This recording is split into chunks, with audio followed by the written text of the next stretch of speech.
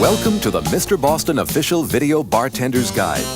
During the next hour, you'll learn valuable information which will enhance your home bartending skills. You know, entertaining is meant to go with good times and good friends. So is the Mr. Boston Official Video Bartender's Guide. Complete and concise, we'll show you how to mix drinks, chill glasses, open wine, serve champagne, and prepare garnishes. There will be tips on essential bar tools, glassware, on measuring, stirring, and shaking, plus recipes for exciting drinks and great holiday beverages. We'll take you to San Francisco, Chicago, and Waikiki Beach, to the Great Southwest, Boston, and New York, where some of America's master mixologists will show you how to make their favorite drinks. All that and much, much more is coming up right now. And you are about to become a more knowledgeable and professional home bartender. So that you can make maximum use of the information in this guide, we've included a table of contents with video page numbers. They correspond to numbers which will appear in the lower left-hand corner of the screen as the guide progresses. Those numbers point out important pieces of information and recipes. Now, while we offer some viewing tips, here is the table of contents. Once you've found what you are looking for in the table of contents, use the search button on your tape machine to visually scan the tape for the video page number you desire. If you want more time to study the table of contents or would like to write down a recipe, then use the pause button on your tape machine to freeze the image. We recommend viewing the entire tape first to become acquainted with all the information it contains. Then you can go back, as you wish, for a more thorough look at the segments you want to study.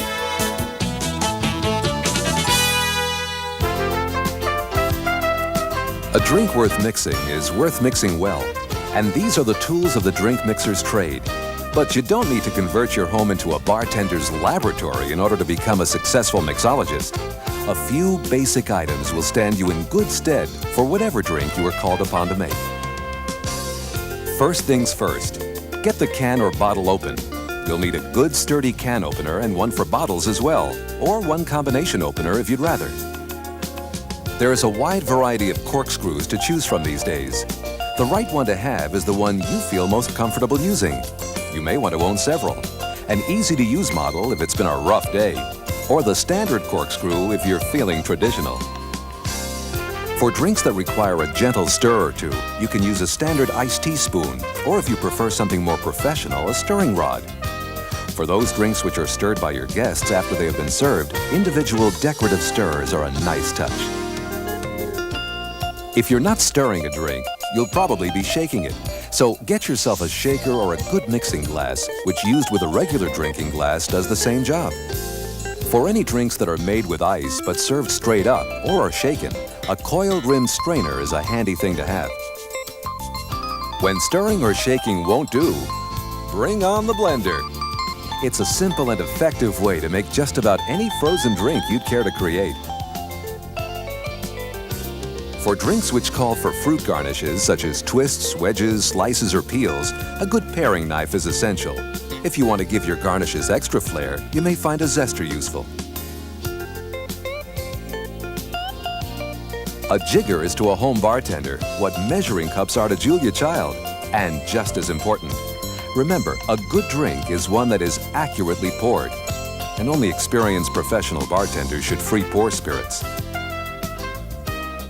For party giving, an ice bucket and tongs are invaluable if you don't want to spend your evening making endless trips to the ice tray and trying to keep your fingertips defrosted. It's also handy for intimate evenings when you want to keep a bottle of wine chilled. Remember what we said about the jigger? Well, the same goes for measuring spoons. They're just as important for proper mixing and much easier to gauge with than regular kitchen spoons. Fresh juice can make the difference between a good drink and a great drink. You don't need a fancy juicing machine. A hand juicer will do the trick, and the results are well worth the effort. Well, we've given you the basics. You may have most of these items on hand already. Whatever you're missing should be easy to find and inexpensive to purchase, so indulge yourself and do a little shopping. After all, styles of clothing may change, but a well-equipped bar is forever.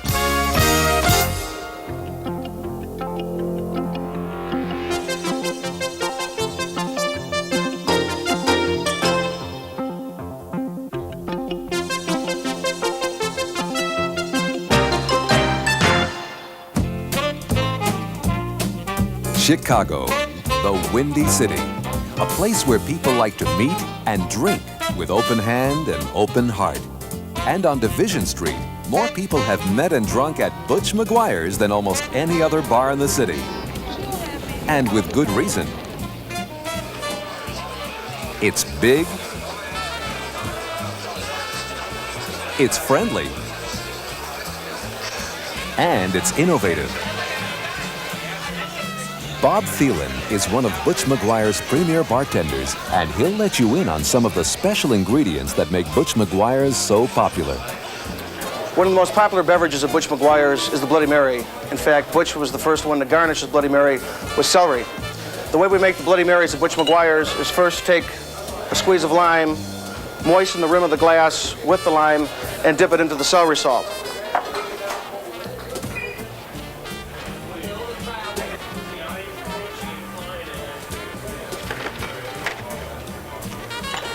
Add your ice.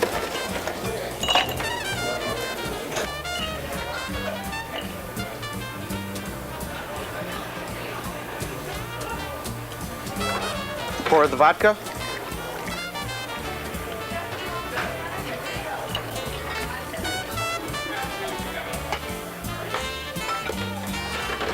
And add the Bloody Mary mix.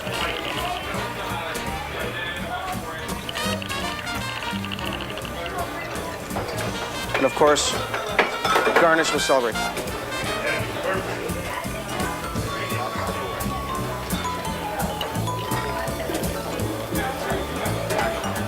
Sours can be prepared in a variety of ways.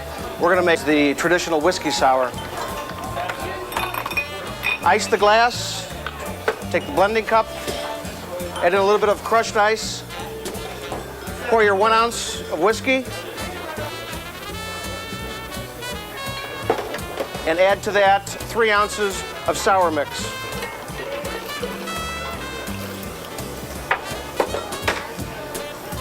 Then blend until the cocktail is frothy and thick. Garnish with a cherry. The mint julep is a traditional springtime beverage. The first Saturday of May is Kentucky Derby Day, and that's mint julep day. It's a beverage that can be prepared at home with bourbon and mint, and we're going to make that beverage for you right now. We have leaves of mint. We might want to throw in maybe 6, maybe 8 leaves. Add 2 cubes of sugar and 2 teaspoons of water. And with the muddler, you break down the sugar cubes, and as you muddle, you are extracting the juices from the mint themselves.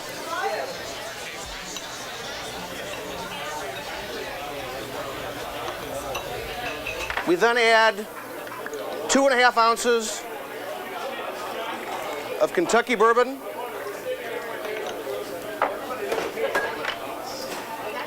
and muddle some more. Taking a separate glass, adding crushed ice. You take a strainer and strain the beverage into the glass, garnishing with mint.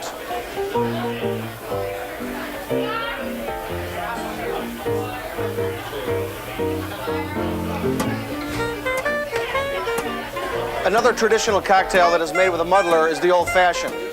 And we'll make one of these the old-fashioned way. With your glass, you'll add 2 cubes of sugar, 4 dashes of cherry juice, and 2 dashes of bitter, 1 teaspoon of water. With the muddler, break down the cubes of sugar,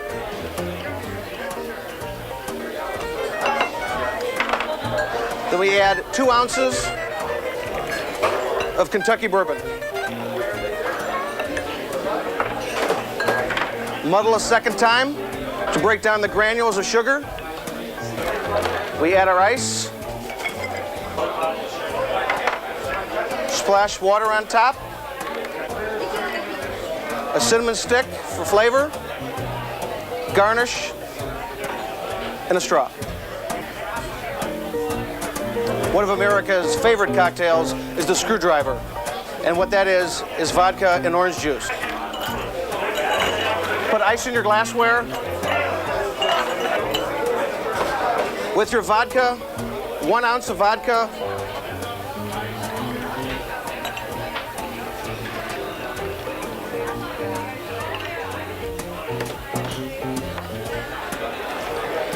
To approximately 3 ounces of orange juice.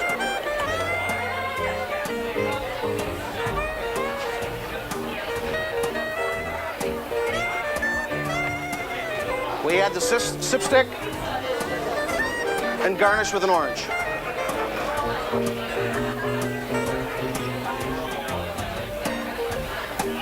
A variation of the screwdriver is the Harvey Wallbanger. It was invented back at Butch McGuire's in the mid-60s, and it's an easy cocktail to make at home. What it is, it's a screwdriver with a splash of Galliano. To prepare this beverage, fill your glass with ice, pour 1 ounce of vodka,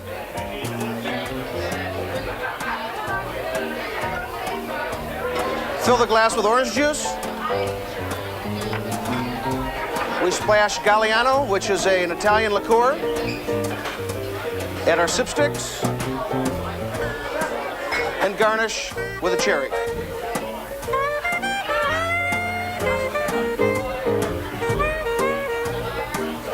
A variation of the Harvey Wallbanger is the Nut Banger. And to make that cocktail, what we do is we substitute nutcracker schnapps for vodka.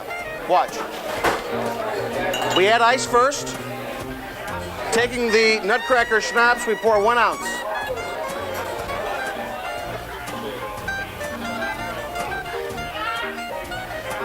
Pour the orange juice. Top it off with Galliano. And we garnish with orange and cherry.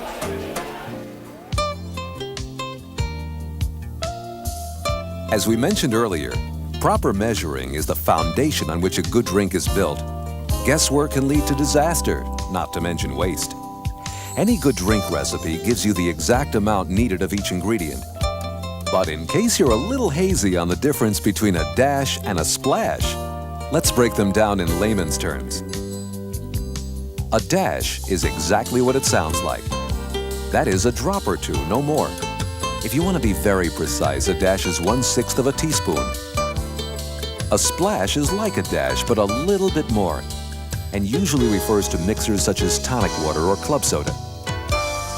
A jigger holds the same amount of liquor as a standard shot glass, which is 1½ ounces. When a recipe calls for 1 wine glass, it means 4 ounces, which is the ideal amount to pour when serving wine to your friends. To stir or not to stir? That is the question. And when stirring, how much is enough and how much constitutes beating a drink to death? If you're mixing a pitcher of cocktails, you should stir for at least 10 seconds to make sure all your ingredients are thoroughly blended. On the other hand, drinks made with carbonated mixers are more or less self-stirrers. The bubbles do most of the work, and just a stir or two on the drinker's part will finish the job. And when do we set aside the stirring rod and bring on the shaker? Whenever a drink calls for heavier ingredients, like fruit juices, sugar, eggs, or cream. These are also the drinks that should be poured into the glass through a coil-rimmed strainer to filter out any unwanted pulp, sediment, or ice. Remember, when mixing and pouring, here's the rule of thumb. Ice first, spirits next, and mixers last.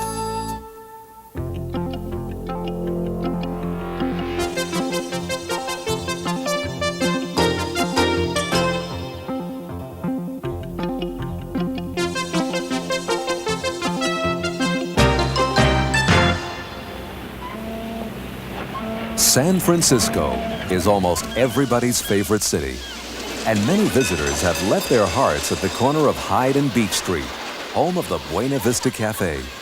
A favorite watering hole for generations of San Franciscans, not even Prohibition could dampen its spirit. And it's been around since 1889. In 1952, the Buena Vista introduced Irish coffee to North America. The Buena Vista serves over 2,000 Irish coffees a day, and Fred Dagnino has made over 1 million Irish coffees at the Buena Vista and is well on the way to making his second million. This is the way we make Irish coffee at the Buena Vista, introduced in 1952. First, you heat an Irish coffee glass.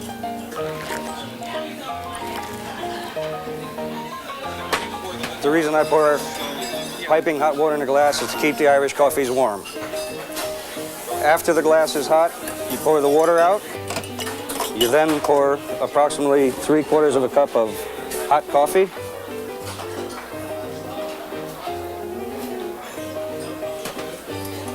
You add 3 cocktail cubes of sugar, which is 1.5 teaspoons. Stir the sugar vigorously until it's totally dissolved. You then pour 1 jigger of Buena Vista Irish whiskey. Take fresh whipping cream, pour it in a milkshake cup, mix it. The secret to getting your whipping cream to float is to buy it at least 48 hours before you're going to use it and store it in your refrigerator. Then whip it to a light frothy texture, pour over a spoon, and you'll have the perfect Buena Vista Irish coffee.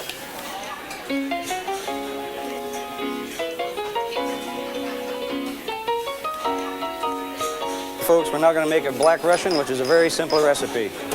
Just take an old-fashioned glass, fill with ice cubes.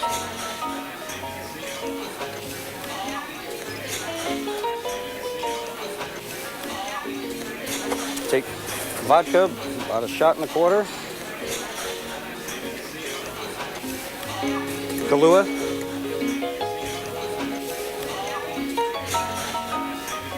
Stir it. And it's ready to go.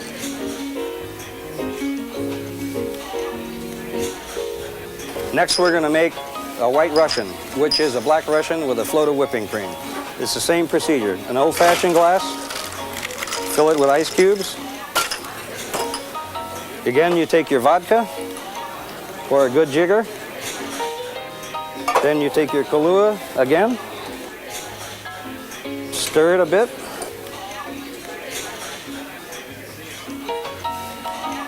And here, we use the same cream as we do for the Irish coffee. That is your White Russian.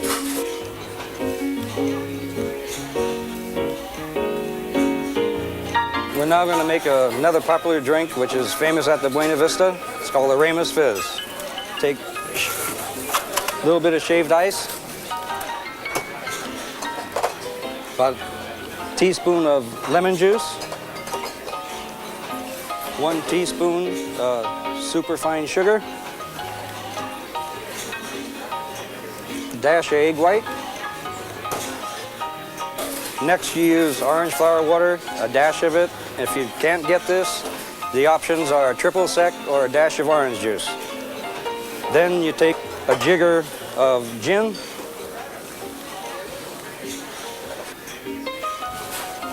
pour in a little bit of half and half. You blend it. Just before you finish blending it, add 1 to 2 ounces of soda water. It thins it and also makes it a little sparkly. Then you pour it into your glass and serve it immediately.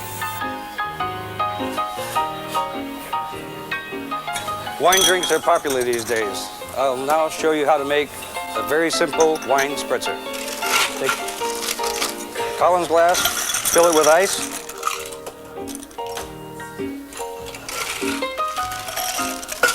You then pour approximately 3 ounces of white wine. Bring it to the top with soda. Stir them up. And you garnish it with lemon twist. That is your wine spritzer. Not far from San Francisco are some of the leading vineyards in North America. The harvest is an exciting time of year, and the process of getting grape to bottle is delicate and complex. But you don't need to be an expert to enjoy the fruits of the vintner's labor.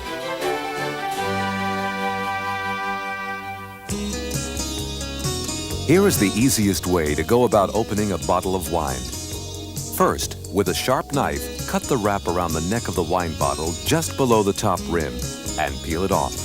The reason for doing this is to prevent the wine from touching the wrap while being poured, as it could affect the taste. Next, insert the corkscrew and turn it until it is completely inside the cork.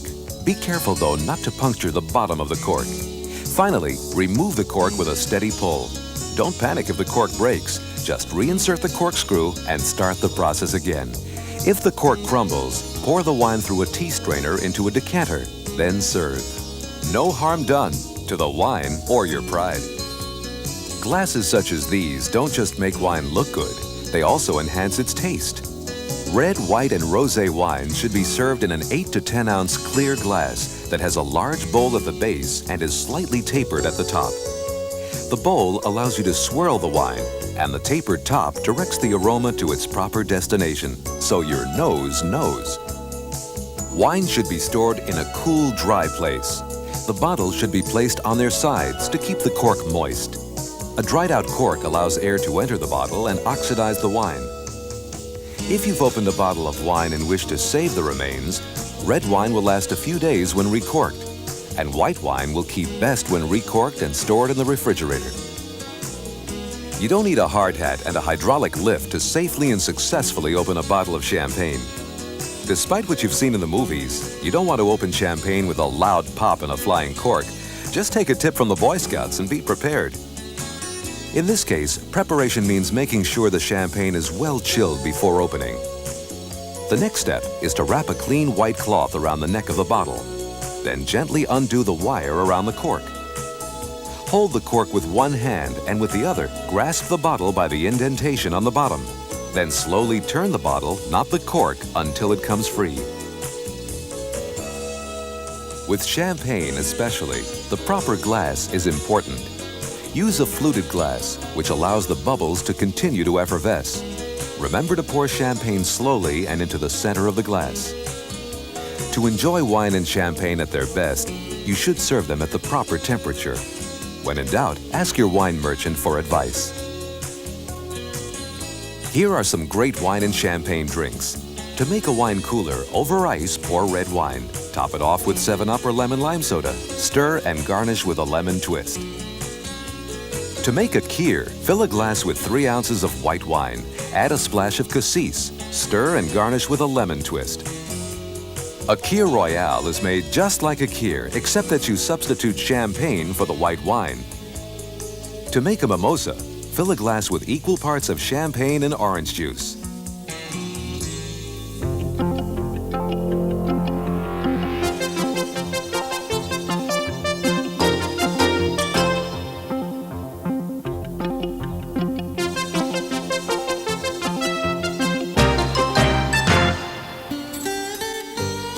As one of the oldest hotels on Waikiki Beach, the Royal Hawaiian, or as it's better known, the Pink Palace of the Pacific, has a history as colorful as its surroundings.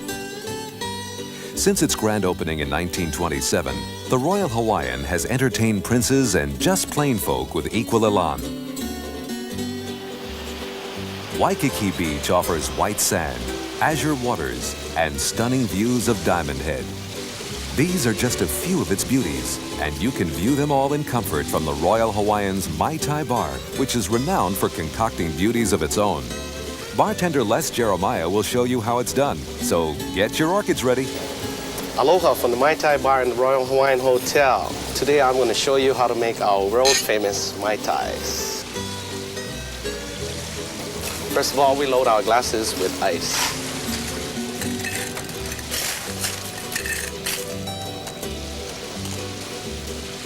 The first ingredient we put in is a little orgeat syrup, just a dash of some rock candy, a 1/4 ounce of orange curacao,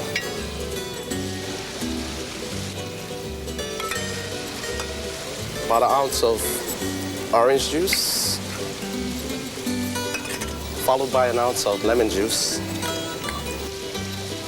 1 ounce of light rum,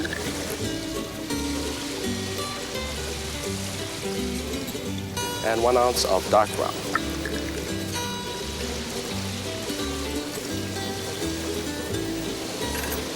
And the garnishes that go in is pineapple stick,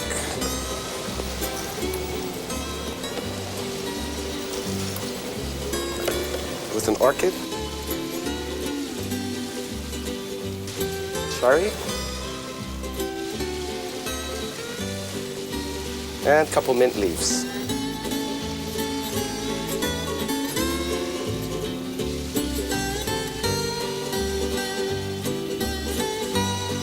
Now I'm going to show you how to make a planter sponge. There's many different recipes in the world, but this is how the Royal Hawaiian makes it. First of all, we use a zombie glass. If you don't have one on hand, you can use a Collins glass or highball. And we always load our ice in first. We got cube ice, but you can also use shaved ice. Our ingredients over here is you got 3 drops of Angostura bitters, followed by 2 ounces of lemon juice, a dash of grenadine for the color,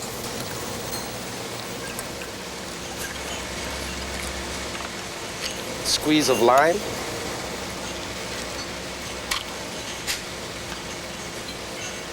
two shots of dark rum,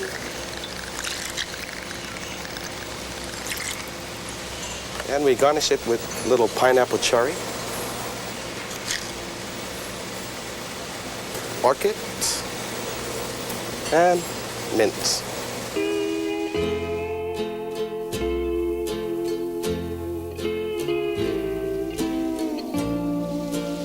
Now I'm going to show you how to make a couple of daiquiris. First of all, we'll start off with just a regular daiquiri. Fill our blender with shaved ice or crushed ice, about a cup. 2 ounces of lemon juice,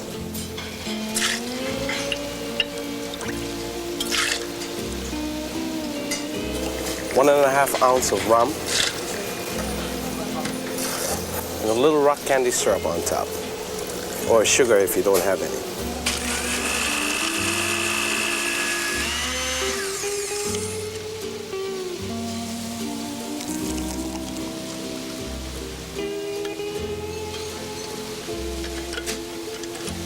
Top it off with a pineapple cherry, orchid, and your straw. Basically, there's no difference between a daiquiri and a frozen daiquiri. To make a frozen daiquiri, while it's blending, you keep adding more ice so you can get it thicker. You like to get it like a nice slush.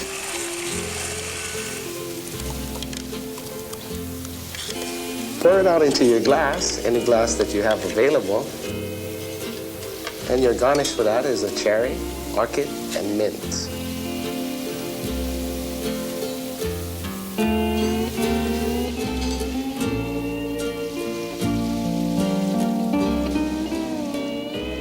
Making a fruit daiquiri is basically the same like regular daiquiri. I'm going to show you how to make a strawberry daiquiri.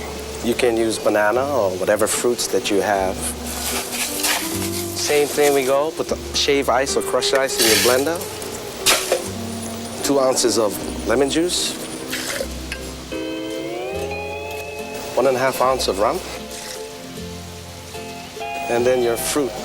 Today we're using strawberry. If you don't have fresh strawberries, you can use frozen or whatever fruits you have, banana. Frozen fruit daiquiris are also good as a non-alcoholic drink. Just make it the same way. Only thing, leave out the rum. And we garnish it with a little pineapple cherry, orchid, and mint. The pina colada has become one of America's favorite drinks. Here's how to make it. First, we put a little shaved ice or crushed ice in the blender, 1 ounce of lemon juice, 2 ounces of pineapple juice, 2 ounces of coconut syrup, with 1.5 ounces of rum.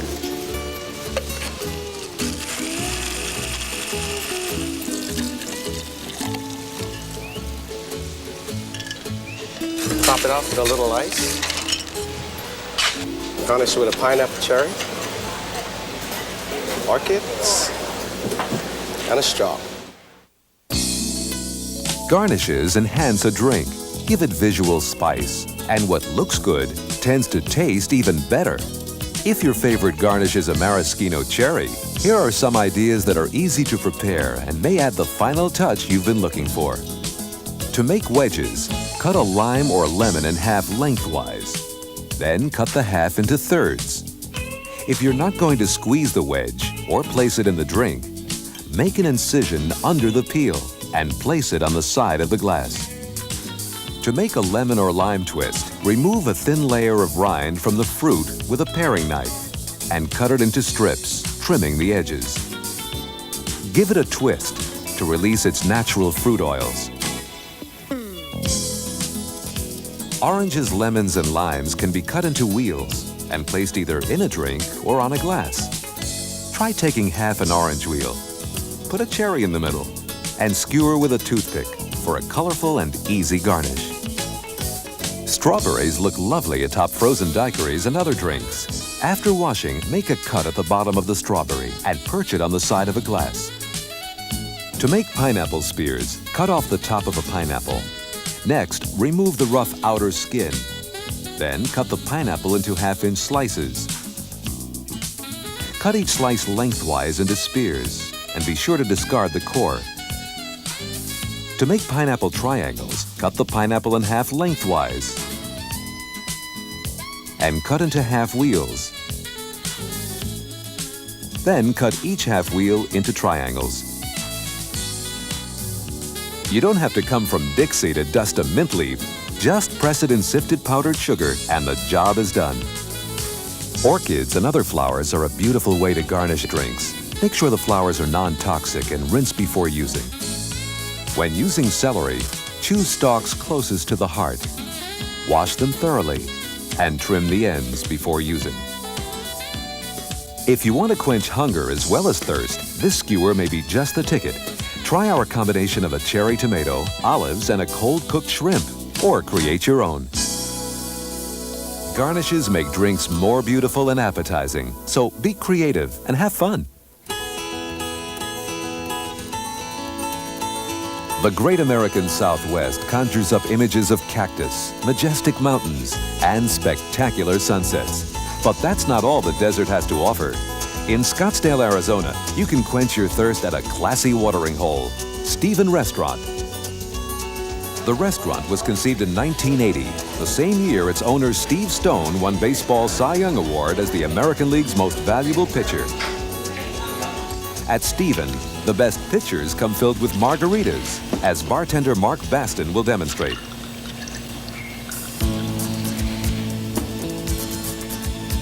Here in the Southwest, one of the most popular drinks is tequila sunrise. Very refreshing, especially in this hot climate. Here's how we're gonna make it. We're gonna fill these rock glasses out with some ice. And 1 ounce of tequila.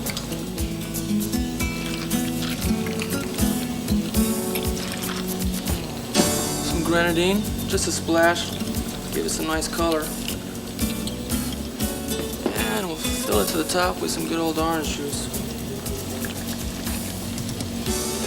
Garnishes, they're gonna be some orange and cherry. Make it look real pretty.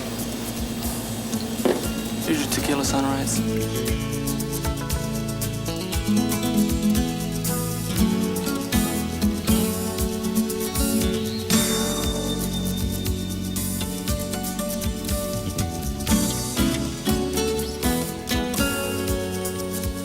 Another favorite drink here is the margarita. There are several variations. I'm gonna make the basic one. Here's how we do it. Take a piece of lime. We're gonna rim the glass, give it a nice lime taste and also get it wet. An even amount of salt on that rim. Squeeze that lime in there, drop it. Fill the glass up with ice. Now the ingredients. Tequila, 1 ounce. ounce triple sec, and our sour mix.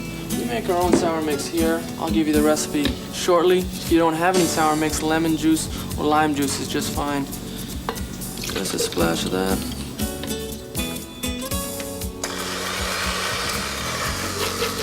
Doesn't take long to blend.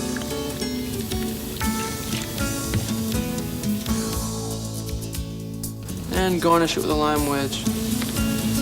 Here's your margarita. Now we're gonna make a frozen margarita. Basically the same drink, except we're gonna be blending the ingredients with ice instead of pouring them over the ice. So here we're gonna do it. Rim the glass again.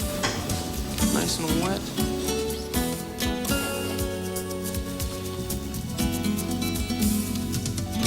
As before, 1 ounce of tequila. Half ounce of triple sec. And 1 ounce of our sour mix. Now I'm gonna put in a cup and a half full of ice. I put in the ice last because if you put it in first, the liquor goes over it, it'll start to melt it. So now we're gonna blend it until the consistency is frozen and slushy.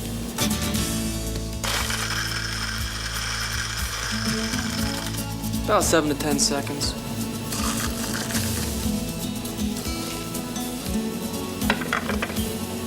And we're gonna garnish it once again with a nice lime wedge. And now we're gonna make a frozen strawberry margarita. Exactly the same as the frozen margarita, except, you guessed it, we're gonna throw in some strawberries. We'll start over just like before. Rim the glass with lime. One exception, we're not gonna use salt, we're gonna use some sugar. Makes it a little sweeter. Drop the lime in there. And we're gonna use the ingredients. As before, 1 ounce of tequila. Half an ounce of triple sec. And 1 ounce of our sour mix. I'm gonna put in 4 strawberries for each glass. You can also use bananas, pineapple, just about any fruit you particularly like.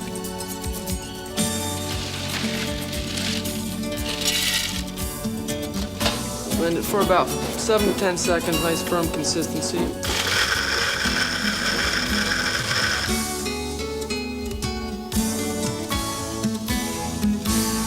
Garnish this time, we'll use a nice strawberry.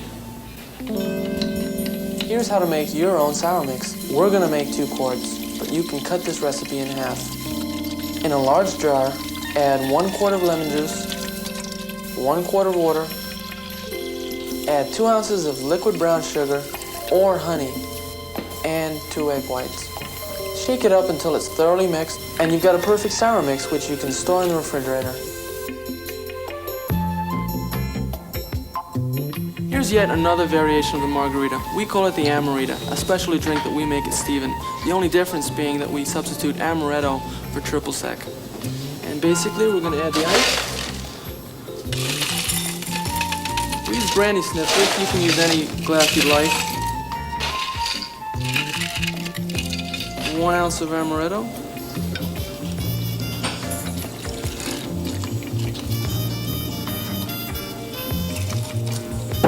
Half an ounce of tequila.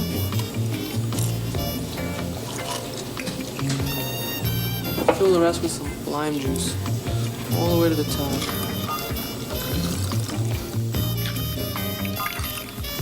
We garnish it here with some nice wedges of lime and your Amarita. Here's a great summertime drink. It's called Bourbonade, very refreshing, real easy to make. Let's do it. I'm gonna fill these highball glasses with ice.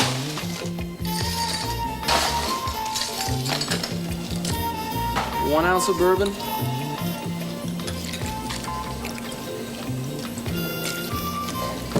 Fill it to the top with some cold lemonade.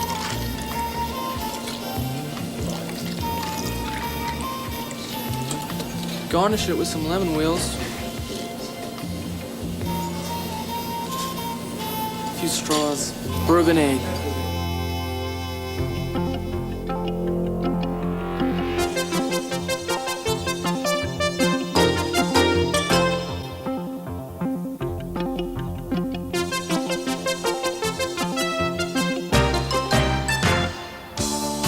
There are 5 major types of beer: lager, ale, stout, porter, and bock. The difference between them has to do with 2 main factors: how long the barley malt is roasted, and whether the yeast ferments at the top or the bottom of the tank. Most beers brewed in the U.S. are lagers. All beers, either in cans or bottles, should be stored in a cool, dark place, preferably the bottom shelf of your refrigerator, as beer is extremely sensitive to sunlight. The ideal serving temperature is 45 degrees for beer, 50 degrees for ale and imported beers, and 55 degrees for English or Irish stout. Beer should be poured directly into the center of a glass. This expels carbonation and creates a nice foamy head. There are many interesting regional beers brewed throughout the United States, so be adventurous. Try different kinds of beer on different occasions and with different foods to discover which ones you like best. The right glassware shows a drink off to its best advantage, and there are as many styles of glasses as there are cars. But you don't have to test drive everything on the market to find what works best for you. The 15 different styles we're about to show you can accommodate any drink you'll prepare. Most of these you've seen before: the Collins glass, the standard whiskey glass, a highball glass, and an old-fashioned glass. Going from the basic to the chic, we have the time-honored beer mug, a beer Pilsner glass, an Irish coffee glass, and a parfait glass. Here are some old friends. First, the now familiar red and white wine glasses. Next is a slightly narrower sherry glass. And last but certainly not least, the classic fluted champagne glass. And finally, brandy just isn't brandy unless it's savored from a snifter. Martinis and margaritas are homeless waifs without a cocktail glass. And sours wouldn't be caught in anything but their namesake glasses. Around the holidays, you may want to have some punch cups and coffee mugs on hand too. But again, the key issue here is you and your specific bartending needs. If this little fashion show has been any help, well and good. But if you really prefer to drink your vodka gimlet out of a Flintstones jelly glass, well, we won't tell a soul. Let's hear it for the small but significant ice cube, the unsung hero of any good drink. Unless you live at the Arctic Circle and do all your drinking outdoors, you can't afford to take ice for granted. Ice should be clean and fresh. If you like your cubes clear, then use distilled water in your ice trays. When storing quantities of ice cubes in your freezer, place them in a plastic bag and not in an uncovered bowl. Or you'll end up with the abominable ice blob. When you need crushed ice, you can crush it in a blender or use the more basic method. Put the ice in a towel or cloth bag and pound it with a wooden mallet, which is just as effective and probably more therapeutic. Ice can be more than just frozen H2O. You can make your ice decorative by freezing strawberries, blueberries, raspberries, mint leaves, and lemon or orange rinds in individual cubes.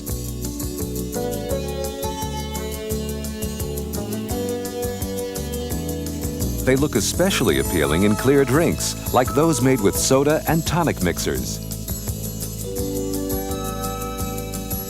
To perk up a punch bowl, make a floating decorative ice mold with strawberries or cranberries frozen in it, or any other garnish that strikes your fancy. Of course, there's no reason to make your cubes do all the work. You can chill glasses. Just bury them in crushed ice or put them in the freezer for a couple of hours. To frost glasses, wet them and place them in the freezer until a thin layer of ice forms on the surface. One last word.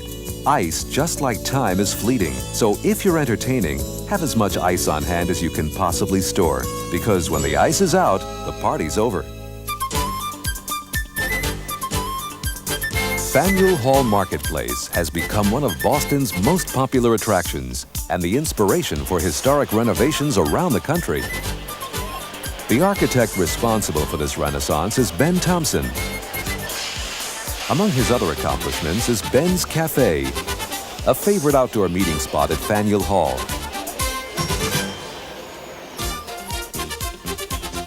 Bartender Jean Famelon contributes to the refreshing style of Ben's Cafe.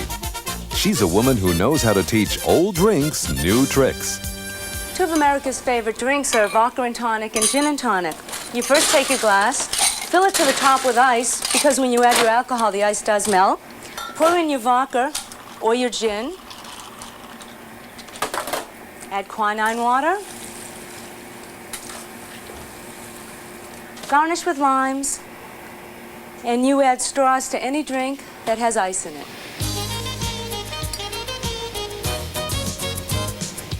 Another one of America's favorite drinks is the gimlet. It can be made either with vodka or gin. You add 2 ounces of gin to 1/4 ounce of Rose's lime juice to taste. Shake it. Garnish with a lime and add a straw. If you really want to impress your friends, here's a pretty drink that's easier to make than it actually looks. It's made in layers and it's called a pousse café. You begin by pouring the heaviest substance on the bottom of the glass, which is grenadine.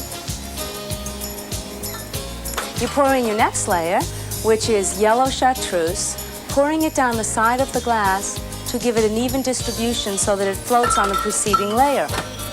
Your next layer will be white cream de mint, followed by green chartreuse,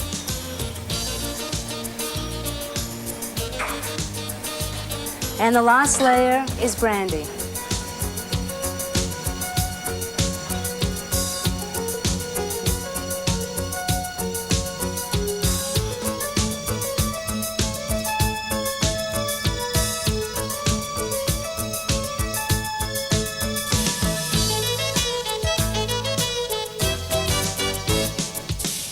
Here are 3 summertime drinks from New England.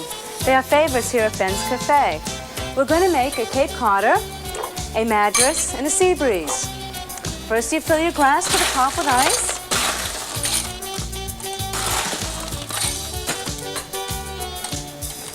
First, we'll be making a Cape Codder. There's vodka and cranberry juice.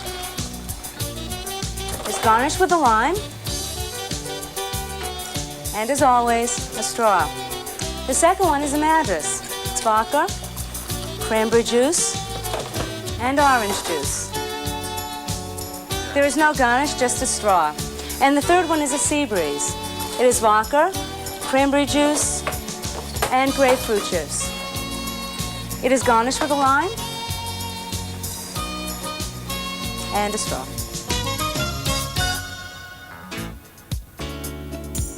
Here's a nifty summertime drink. It's called Peach on the Beach. You take your glasses, fill them to the top with ice. You pour in equal amounts of peach schnapps and vodka. And then add cranberry juice and grapefruit juice. Add your straws and refresh yourself.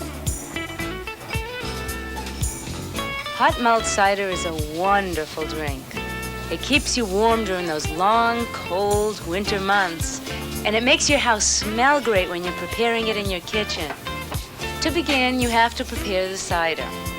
In a large pot, you heat 1 gallon of apple cider.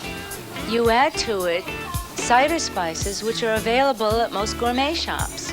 And I like to add orange slices, cloves, nutmeg, and lemon rind. Then simmer it uncovered for about an hour. Then after your cider is mulled, this is how you prepare the drink. You take your glass. What I like to do is rim it with an orange. It not only allows the cinnamon and sugar to stick, but it gives it a nice taste as well. Then you pour in an ounce of dark rum and a ½ ounce of Calvados. Then you add your mulled cider. Garnish with a cinnamon stick, and there you have it. Here in New England, hot chocolate is everybody's favorite drink. Here's a variation. In a glass, you'll pour 1.5 ounces of amaretto. You'll top it off with steaming hot chocolate and add to it freshly whipped cream.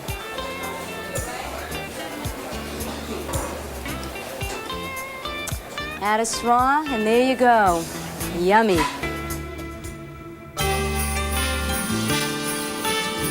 Holidays are a wonderful time for entertaining and being with friends.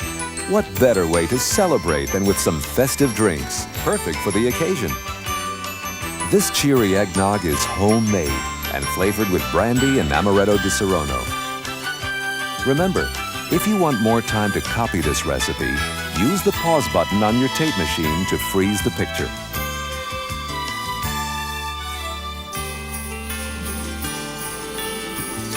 What could be more fitting for New Year's than this champagne punch? Garnished with sherbet and strawberries, it's an elegant addition to any gathering.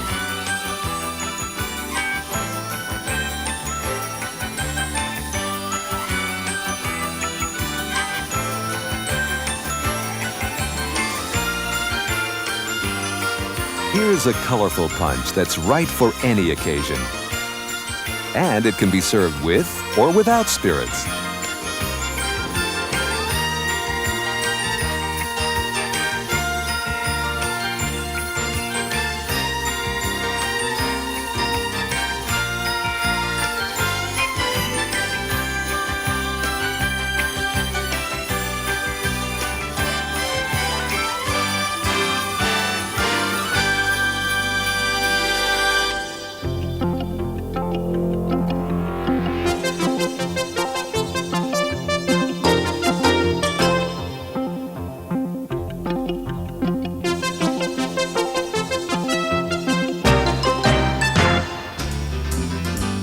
Sometimes it's hard to appreciate all the splendors of New York City when you're standing right smack in the middle of it. The River Cafe is situated across from Manhattan at the base of the Brooklyn Bridge. Many New Yorkers get there by boat, though most come by car. From there, Manhattan looks spectacular, but it's not just the breathtaking view that makes the trip worthwhile. The food and drink are served with traditional elegance and style. Jimmy Caulfield grew up in a section of Manhattan called Hell's Kitchen, where his father ran a bar. Being a second-generation bartender in this town, Jimmy knows his way around a Manhattan and a martini. One of the drinks most associated with New York is the martini. Now, the martini can be made with either gin or vodka. In this case, I'm making it with gin. I'm also making two variations of the martini, the Cajun martini and the Gibson. Now, you want to put the least possible amount of vermouth that you can. You want to chill the martini as cold as you can get it. We use a metal shaker here to get it colder faster. Stir it up, add more ice, and chill the glasses while you're doing this. Crushed ice works the best in chilling glasses. Keep a bucket under the bar.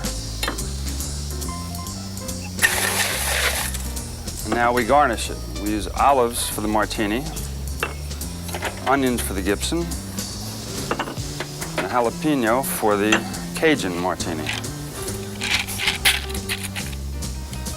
When you get a nice film of ice on the shaker, it's ready.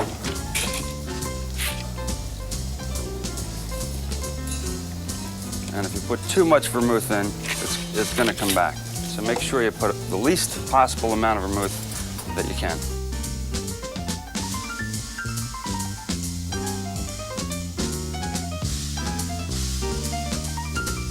With Manhattan skyline in the background, what better drink to make than Manhattan? Manhattan is made with sweet vermouth, and you need a good deal of it. A third sweet vermouth, two-thirds rye whiskey. You want to chill the glasses in crushed ice while you're making the drink. Stir it up, chill it.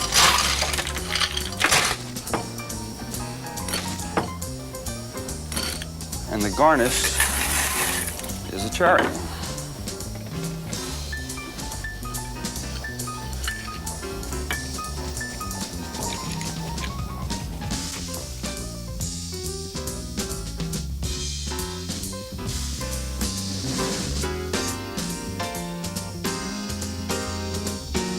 One of the most popular summer drinks is the old classic Tom Collins.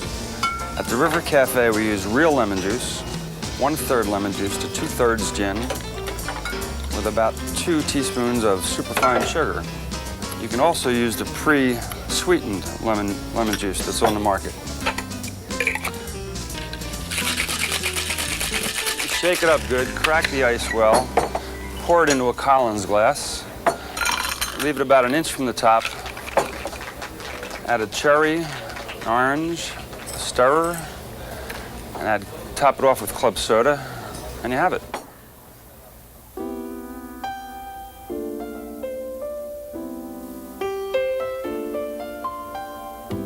Here's a drink that originated just a few miles from here. It's called the Long Island iced tea. There's a variety of ways of making it. Here at the River Cafe, we use 5 liquors, all equal parts. Vodka, gin, rum, tequila, triple sec, lemon juice, and shake it up. Then after you shake it, you add a splash of cola for color. Not only does it resemble iced tea in appearance, but if it's made properly, it actually tastes like iced tea. Garnish it with lemon wedge, as you do with iced tea. There you have it.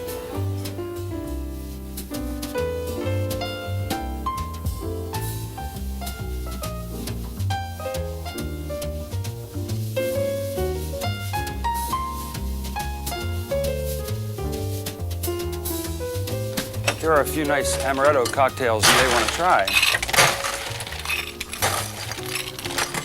Godmother, a godfather, and the godchild. Now the godmother is made with vodka and amaretto, equal parts. The godfather is made with equal parts of amaretto and scotch. Now the godchild is made equal parts of vodka, amaretto, and heavy cream.